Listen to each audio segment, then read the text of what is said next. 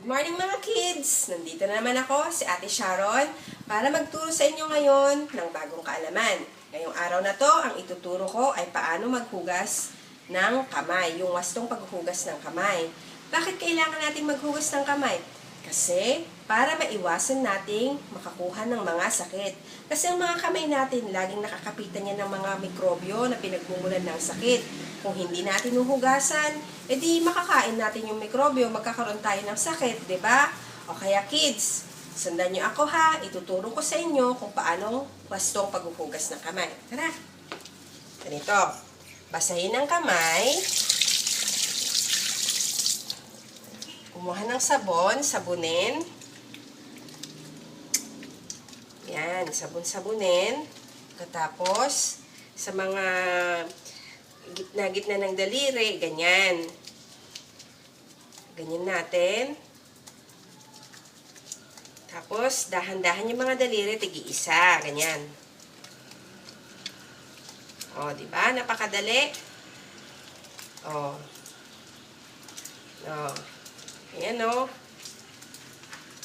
O, tapos, dahan-dahang sabon, ganyan ulit.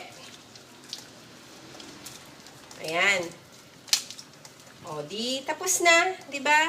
O, di hugasan ko. Manlawan ko na ng tubig. Manlawan ko na ng tubig. Pero, meron akong technique na isa pa para mas mapasaya ang paghuhugas ng kamay. Alam niyo, happy birthday song, di ba?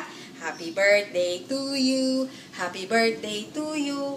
Pwede nating kantahin yon habang naghuhugas ng kamay ng 2 beses. Sige, ganito. Sige. Okay, 1, 2, 3, go. Happy birthday to you. Happy birthday to you. Happy birthday, happy birthday. Happy birthday to you.